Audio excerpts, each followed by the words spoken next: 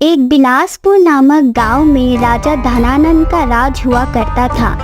राजा धनानंद के पास बहुत खूबसूरत और बहुत बड़ा तालाब था, जिसमें खूब सारी रंग बिरंगी मछलियां तैरा करती थी।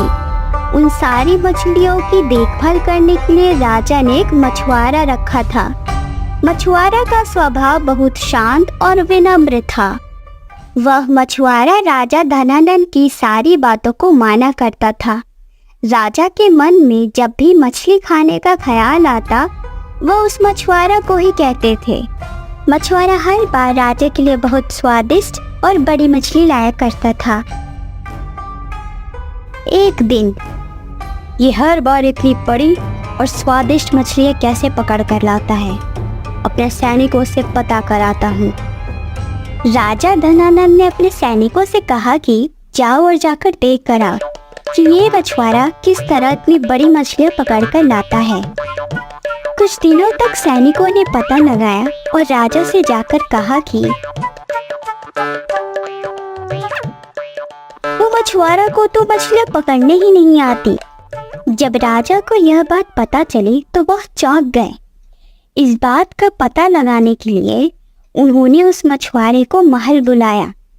सुनो, आज तुम जाओ और मेरे लिए मछलियाँ पकड़ कर लाओ। मेरा मछली खाने का बहुत मन हो रहा है। जी महाराज, मैं अभी जाकर आपके लिए तालाब की सबसे बड़ी मछली पकड़ के लाता हूँ। इतना बोलकर मछुआरा वहाँ से तालाब की ओर चल पड़ता है।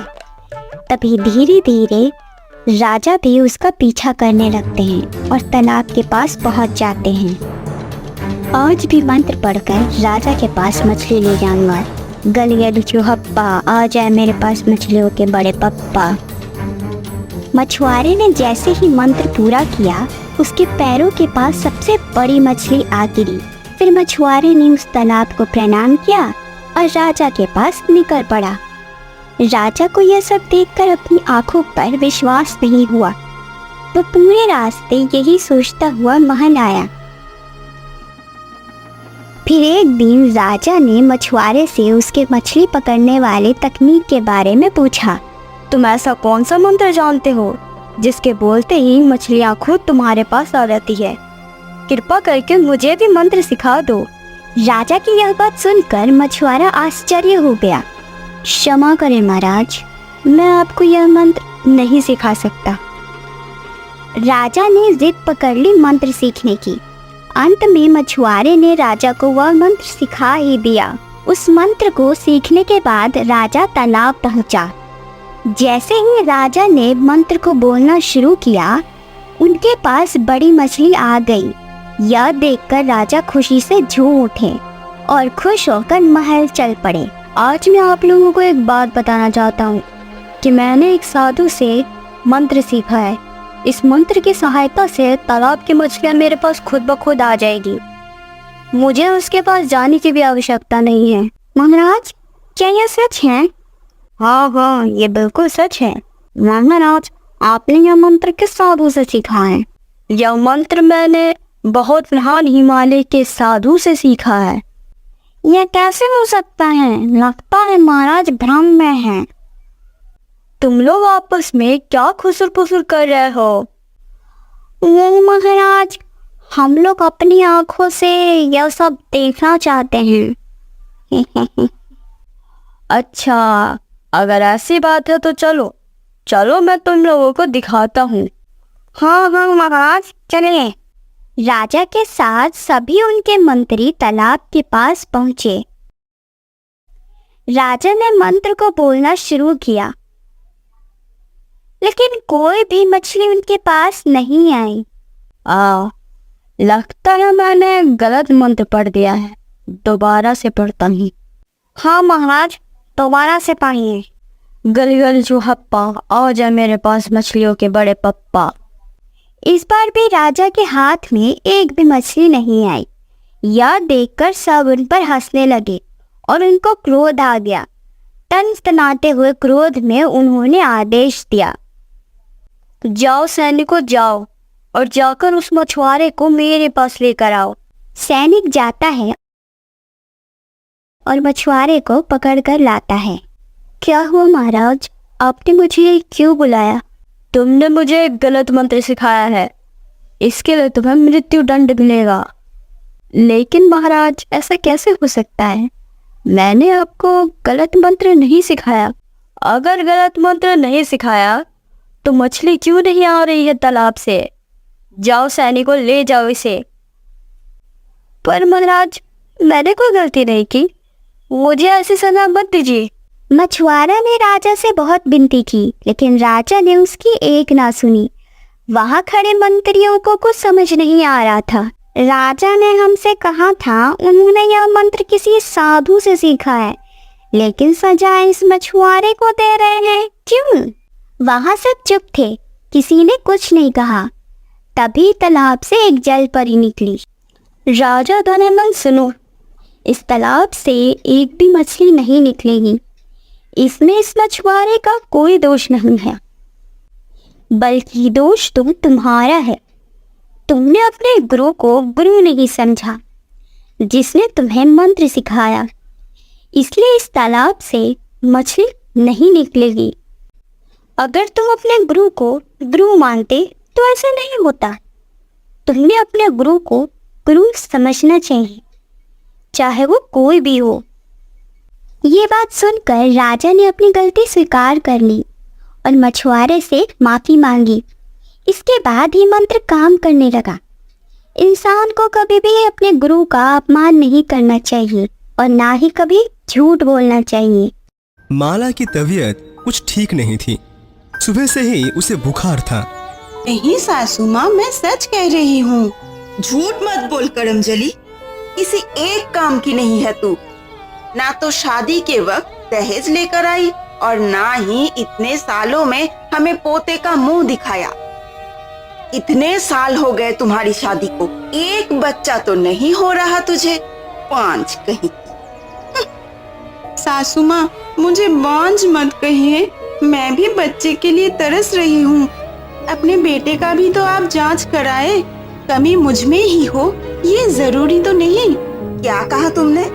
मेरे बेटे को दोष दे रही है? अभी तुझे मजा चखाती हूँ। मेघा, वो छड़ी तो लाना जरा। मेघा छड़ी लेकर आई और शालू उस छड़ी से माला को मारने लगी। सुजय सब देख रहा था, लेकिन वो बिना कुछ बोले अपने फैक्ट्री में चला गया। दरअसल सुजय को मालूम था कि कमी उसमें ही है, लेकिन सबके सामने मानने में उसका अहम आड़े आ रहा था। शालू ने माला की खूब पिटाई की। शालू को माला वैसे भी पसंद नहीं थी, वो रोज उसे मारती रहती थी। एक दिन, माँ, इस माला को घर से बाहर करना होगा। हाँ बेटा, लेकिन कैसे? रोज तो उसे इतना मारती हूँ, लेकिन वो माला की बच्ची छोड़कर जाने के नाम ही नहीं ले रही है। अब हमें ही उसे इस घर से भगाना होगा। उसे चाय लेकर बुलाती हूँ, तू अपना पैर बीच में डाल देना, फिर देखना मजा। शालू ने माला को चाय लेकर बुलाया। माला शालू को चाय दे ही रही थी कि तभी मेघा ने अपना पैर बीच में डाल दिया और इसी वजह से शालू के हाथ पर चाय गिर गई। हाय, मर गई रे, इतनी गर्म चाय गिरा दी मेरे हाथ पर। हाय हाय। सासू माँ, मुझे माफ कर दीजिए, गलती से गिर गई। शालू ने माला की एक बात नहीं सुनी। शालू ने माला को मार मार कर घर से बाहर निकाल दिया। मेघा तो माला पर पत्थर फेंक कर मार रही थी। माला घर से दूर आ गई। चलते चलते वो बहुत थक गई थी। माला अपने गांव से बहुत दूर आ गई थी। थकान और भूख के कारण उसकी हालत बिगड़ रही थी। रास्ते पर कहीं एक पेड़ भी दिखाई नहीं दे रहा था। माला घर वापस आ गई। उसे वापस आया हुआ देखकर शालू और मेघा को बहुत गुस्सा आया। अरे, कितनी बेशर्म है तू, फिर से वापस आ गई। सासू माँ, मैं कहाँ जाऊँ? यही मेरा घर है और मैंने आपसे माफी भी मांग ली थी। फिर मुझे घर से बाहर निकालकर क्या होगा? ज़बान चलाती है, रुक। शालू ने माला को मारने के लिए अपना हाथ उठाया।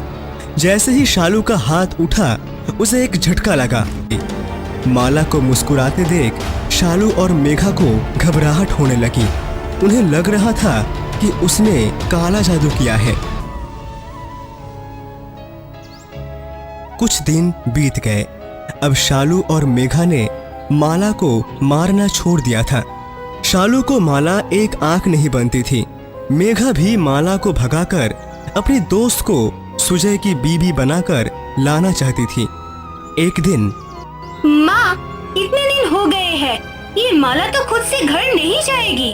अब तो हम उसे मर भी नहीं पा रहे हैं। सुजय तो पागल था जो उसके प्यार में पड़ गया। और नहीं तो क्या, उसके चक्कर में पड़कर उसे बहू बनाकर ले आया। ना तो दहेज मिला और ना ही नाती पोते का सुख। लेकिन अब करे तो क्या करे? माँ, मैंने सुना है कि गांव से बहुत दूर जो जंगल है वहाँ राक्षस रहता है। जो भी उस जंगल में जाता है वो राक्षस उसे मार डालता है। हम किसी बहाने से उस माला की बच्ची को जंगल भेज देते हैं, फिर वो राक्षस उसे नहीं छोड़ेगा। अरे वाह, ये तो मस्त आइडिया है।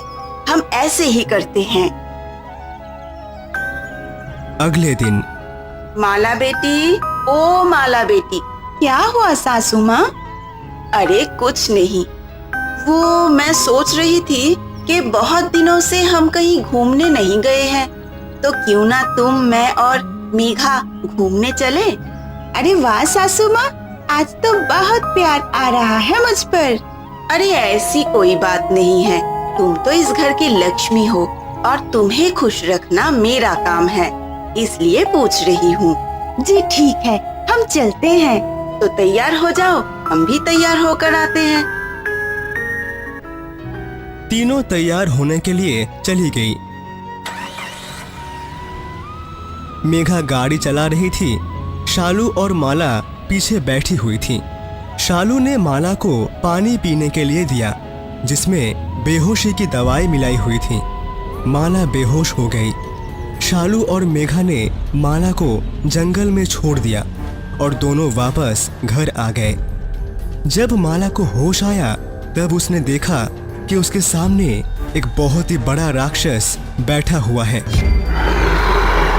और उसे देखकर माला की चीख निकल गई। कौन हो तुम? तुम्हें नहीं पता, राक्षस हूँ जो इस जंगल में रहता हूँ। अब तुम्हें नहीं छोड़ूंगा। लेकिन मैंने तुम्हारा क्या बिगाड़ा है? तुम यहाँ आई हो, यही तुम्हारी सबसे बड़ी गलती है। मैं यहाँ अपनी मर्जी से नहीं आई हूँ। मेरे सास और ननंद ने धोखे से मुझे यहाँ भेजा है। राक्षस ने माला को मारने के लिए हाथ उठाया, लेकिन बाबा जी का दिए गए वरदान की वजह से राक्षस को तेज झटका लगा। राक्षस बार बार उसे मारने की कोशिश कर रहा था और राक्षस को झटका लग रहा था। उसे कुछ भी समझ में नहीं आ रहा था। गुस्से में आकर राक्षस ने जमीन पर पड़ा हुआ पत्थर उठाया और माला की तरफ फेंका, लेकिन वरदान की वजह से वो पत्थर उल्टा घूमकर राक्षस को ही लग गया। उसके साथ घर वापस आ गई। गांव वालों ने माला की बहादुरी के किस्से फैलाने शुरू कर दिए और फिर माला के घर पर। चलो, अब तो रास्ता साफ हो गया। अब वो माला की बच्ची कभी वापस नहीं आएगी। हाँ माँ, अब देखना, मैं मेरी सहेली को इस घर की बहू बनाऊंगी। इसे इस घर की बहू बनाने की कोशिश हो रहे हैं। मेघा और शालू ने पीछे मुड़कर देखा। सुजय के साथ माला को देखकर फिर से दोनों चौंक गए।